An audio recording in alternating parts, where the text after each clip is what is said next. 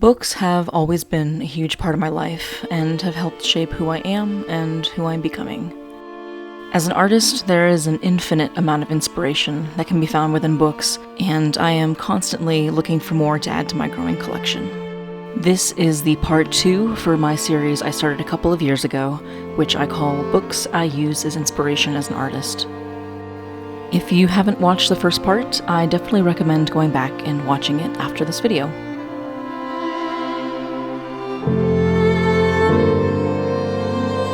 To start the video off, I want to share these 2 Middle-earth art zines I got last year from a creator that I follow on Instagram who goes by the name of Airplane Facts with Max. He talks about airplanes and anything related to Middle-earth, 2 subjects that he's very passionate about. He put together this great collaborative project in which a bunch of different artists portray subjects from Middle-earth in their own style. After the first one was a success, he decided to make another. I love collaborative projects like these because it's so much fun exploring a subject that you love through the eyes of other artists and seeing how they portray a certain theme or subject that may differ from your own ideas.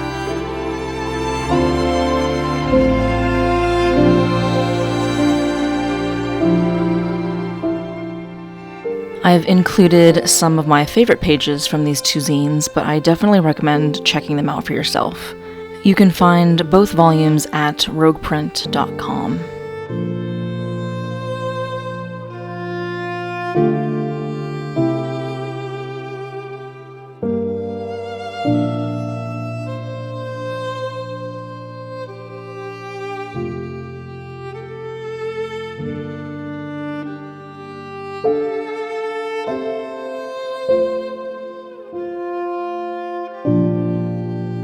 I really hope he decides to make another one of these collaborations in the future because I would love to be a part of it, especially as someone who has been obsessed with Lord of the Rings and Middle-earth since I was a kid.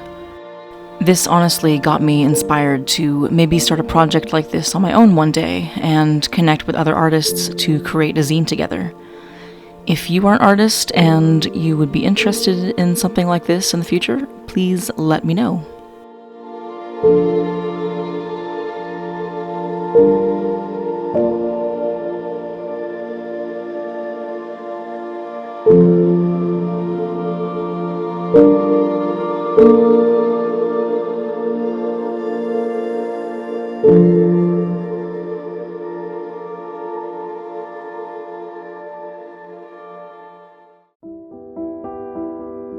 In our second spot, Under the Midnight Sun is a travel zine made by one of my favorite artists on Instagram who goes by the username _TheWildPencil.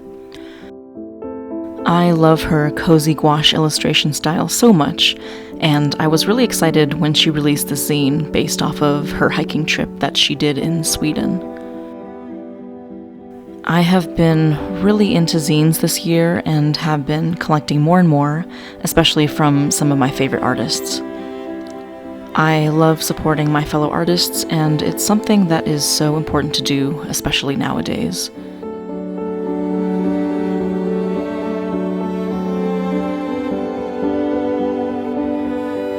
The next 2 books on the list are both zines that were made by SophieMcPike, who is another lovely artist that I've been following for a while. Sophie took the 2 sketchbooks that she filled out during her trips to Ireland and Scotland and turned them into physical zines that she could sell. I love this idea so much, and it's something that I would love to do in the future. I'd like to give myself the challenge of filling out an entire sketchbook during a trip I would go on, and then eventually turning it into a full zine.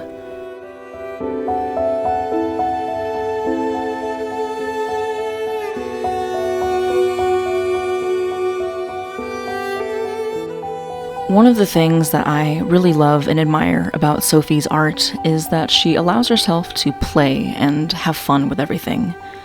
This is something that I have always struggled with personally with my own work. I've always struggled with perfectionism and not allowing myself to experiment with different styles or mediums or colors. But whenever I watch her videos or look at her art, I'm reminded that the creative process should be fun and enjoyable.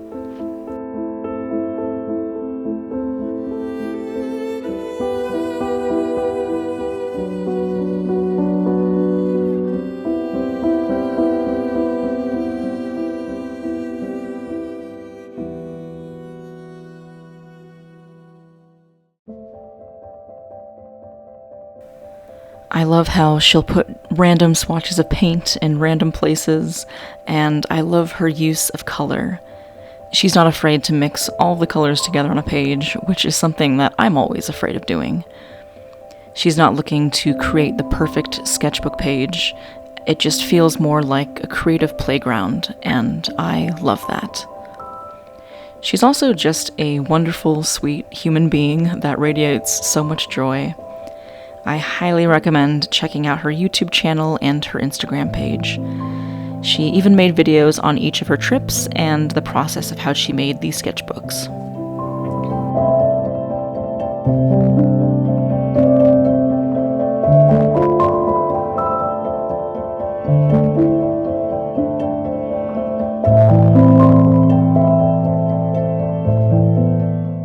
And here I am, once more, sharing yet another art book from my favorite artist and illustrator of all time, Mateusz Urbanowicz. In the last video that I made about books, I shared a few of his other art books that I have in my collection. Those ones usually had a more specific theme, whereas this one is just a huge collection of a lot of his work that he's done throughout his professional career.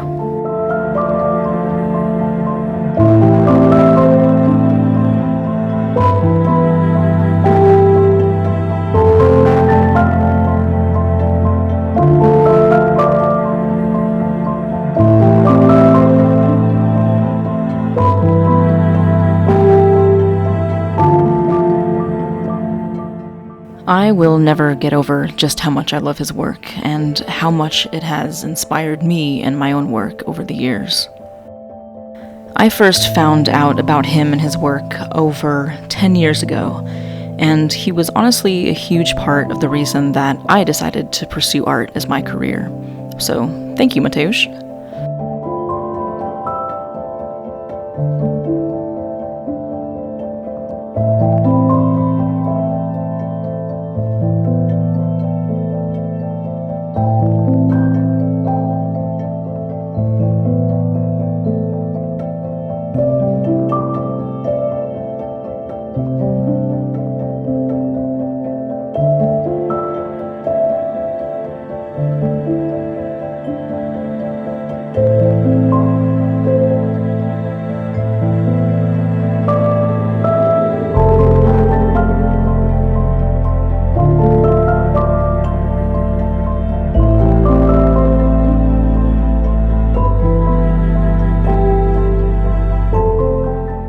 For our 7th book, we have The Sweeter Side of Our Crumb.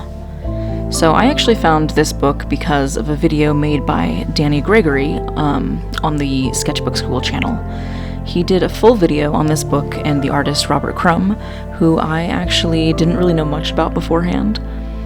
He is a cartoonist and graphic artist who is known for his more gritty, satirical, and oftentimes vulgar and controversial work. But in this book, it shows a different side of him, something that's a bit more personal and raw. I really love his drawings of people, especially the musicians, but I also like to see his nature sketches as well.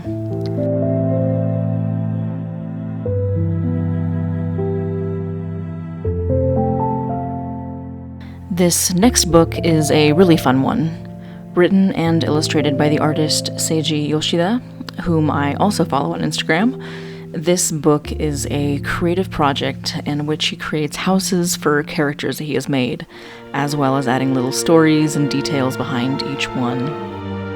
It's such a simple concept, but it's a really cool idea, especially if you're a storyteller yourself.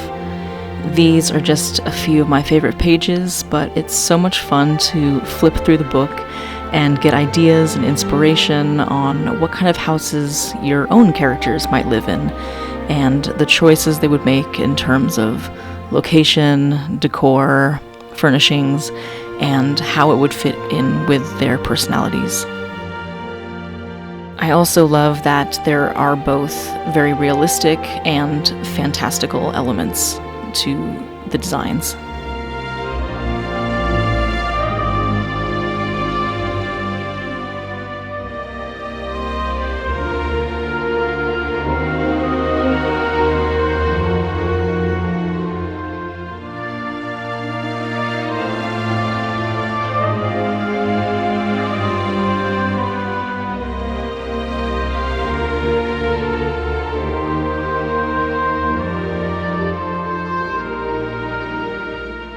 This is a beautiful book that was recently released, written by Luke Sherlock, also known as English Pilgrim on Instagram, and illustrated by Zine.TheWildPencil, who are two creators that I've been following on social media for a long time.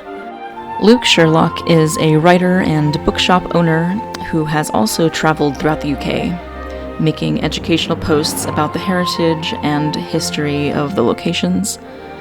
Ioana is one of my favorite artists who creates these stunning, realistic ink illustrations. I've always been especially fascinated with how well she portrays light with just ink. I had been following both of them for a while, so when I learned that they were collaborating on a book together, I saved the book immediately and bought it the day it was released.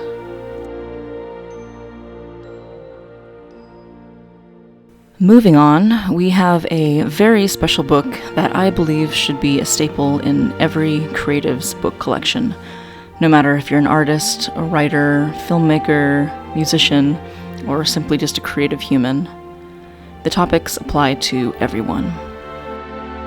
I have mentioned Danny Gregory a lot on my channel in several videos, but he really is such a wonderful person, and his channel, Sketchbook School, is such a great resource for artists and creatives of any kind. I have never felt more inspired and motivated than when I watch his videos, and this book touches on so many things that he's talked about. I think that as artists, we can so easily get caught up in our own heads, and we're always the worst critics of our work. A lot of us struggle with finding motivation and getting past the walls that we put up around ourselves, and also just believing in ourselves as creative beings. Creativity is within every one of us. It's a core part of what it means to be human, and it does not have to be difficult. Creativity should come easily. It should feel like play, and we shouldn't feel like we need permission to create and express ourselves how we want to. This book touches on so many important subjects, and I can't talk about it enough. I think that I may make an entire video dedicated to just this book, because I think it's just so important. Danny has also written many more books, so definitely check out his channel, Sketchbook School, as well as the other books that he's written.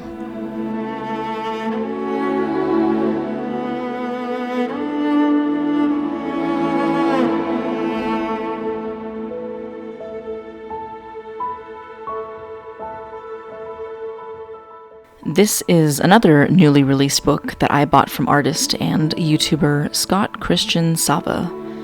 He is also an artist who makes motivating and inspiring videos about art on his channel, and in this book, as well as his YouTube channel, he opens up a lot about his own struggles as an artist and being late diagnosed as autistic. Since I pre-ordered this book before it was released, I got a signed copy, which I think is really cool. It's another inspiring book that I think is really useful for artists. I haven't finished reading it fully yet, but I am definitely making my way through it and can recommend it.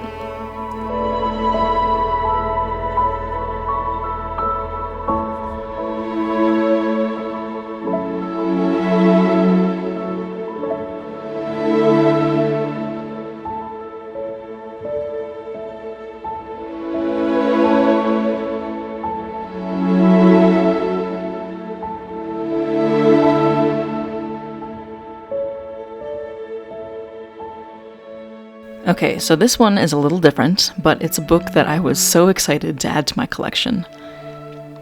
The animated show Hilda is one of my absolute favorite shows, and I have rewatched it so many times. It's the show I put on when I'm feeling down and I need to feel cozy and safe and whimsical. It's definitely my biggest comfort show.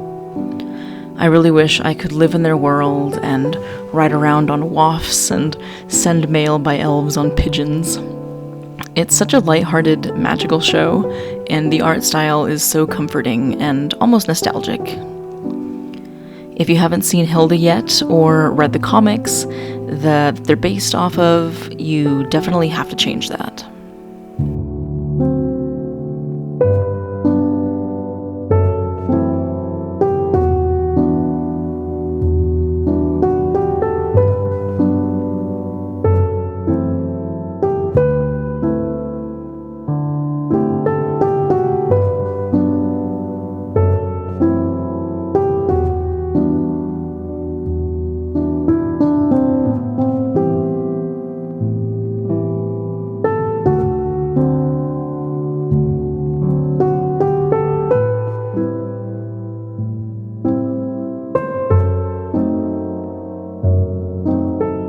This is another book that recently made its way into my collection. This book is a collection of works by Cicely Mary Barker that feature her whimsical watercolor illustrations of fairies and their flowers that are accompanied by little poems.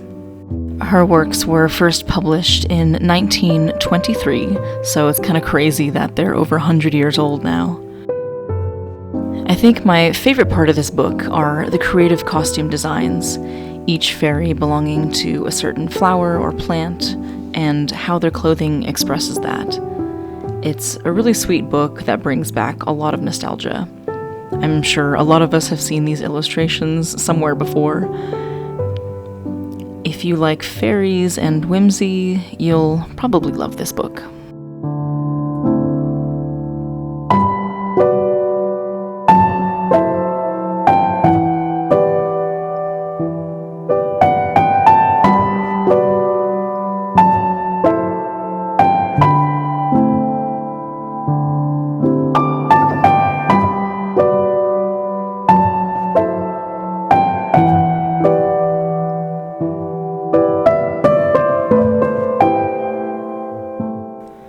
So since my last video, I have added a couple more Ghibli art books to my collection. I talked about how I'd love to have this full collection one day, so I've been steadily adding them one by one. But this one is very special to me, since Kiki's Delivery Service is my second favorite Ghibli film after Princess Mononoke. It was one of the first Ghibli films I watched as a kid, alongside My Neighbor Totoro, so it has a very special place in my heart.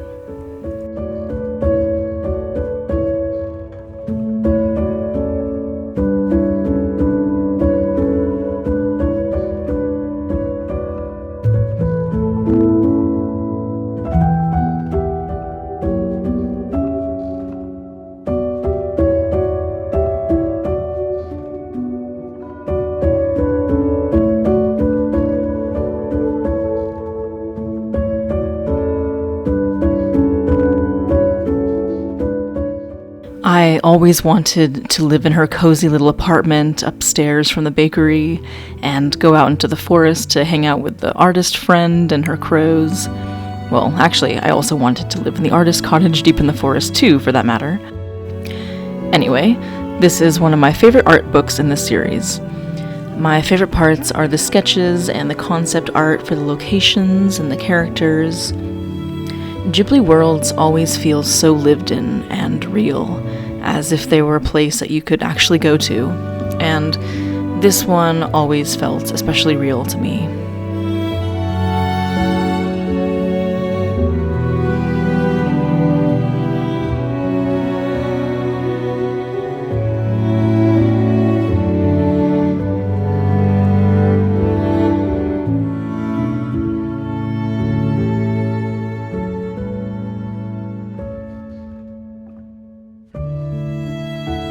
Moving on to the second Ghibli art book I bought this last year, The Art of Ponyo. I love Ponyo, and even though it's one of my lesser favorite Ghibli films, it's still wonderful, and I love the whimsy.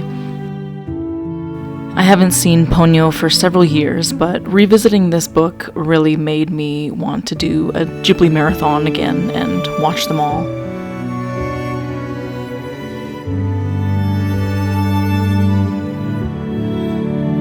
The art style is so charming, and it almost seems like you've gone into a children's picture book that has been drawn with colored pencils. I especially loved their cute little house that stood up top of the hill. It always seems so cozy every time I watch it.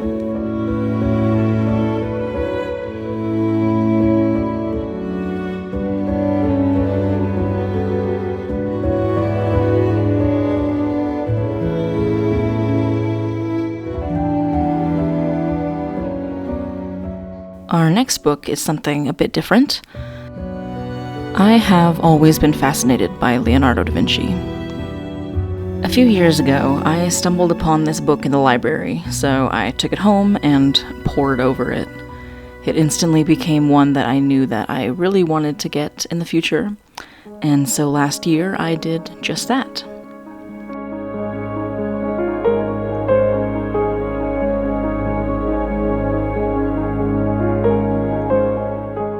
Leonardo was such an interesting person in so many ways, and I've been wanting to delve more into his life and his work more and more. He was so ahead of his time, and I like to wonder what he would do and create if he were living today. I especially love his simple sketches that he did of people, and I've been trying to do some studies of the way that he did sketches and paintings. It's also so much fun looking at all the inventions and contraptions that he created from his mind. A lot of his work reminds me of things that you might see in a sci-fi book written in the 20th century. All in all, just a really interesting dude.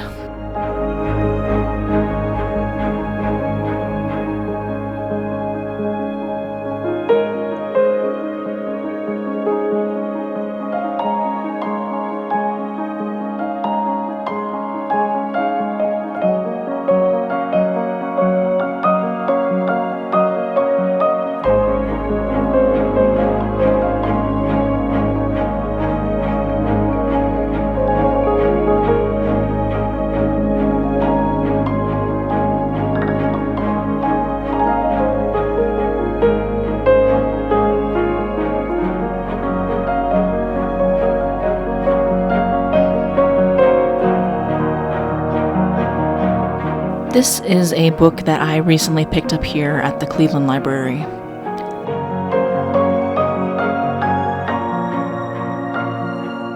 I am a sucker for folklore and legends, especially if the book is filled with beautiful illustrations. This book is a collection of retellings of Celtic and Arthurian myths and legends, which is something that I've always been interested in. I'm so glad I stumbled on this book in the library because it's one I plan on adding to my collection one day.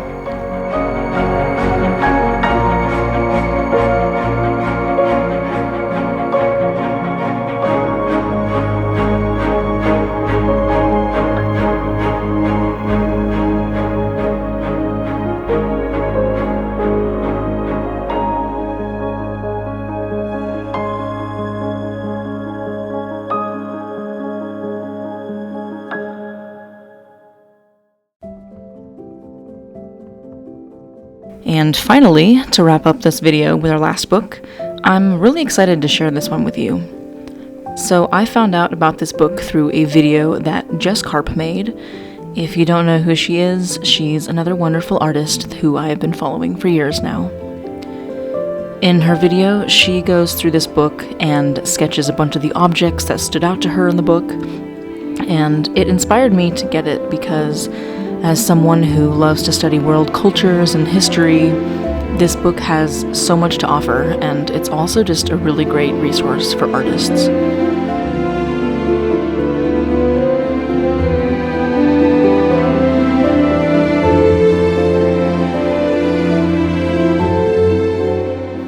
I'd really like to make my own video on this book where I sketch some of the objects that stand out to me. It's just a really fun book to flip through.